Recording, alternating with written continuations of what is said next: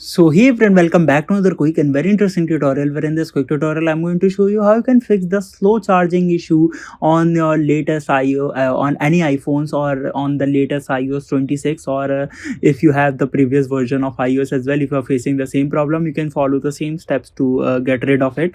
Now in order to do it, just simply open the settings. In the settings, when you go to this option of battery, here you'll see this option of charging as well. Right there, just simply go to this option of charging, and here you'll see this option that says optimized battery charging. Just simply turn this option off. What this option do, let me just click on this option of turn off. And what this option particularly do, it see your charging habits, and it will take time to charge your phone, not fast charge it, in order to save the battery life. But if you don't want slow charging, just simply turn this option off, and that will give you a battery charging, a full speed, full throttle.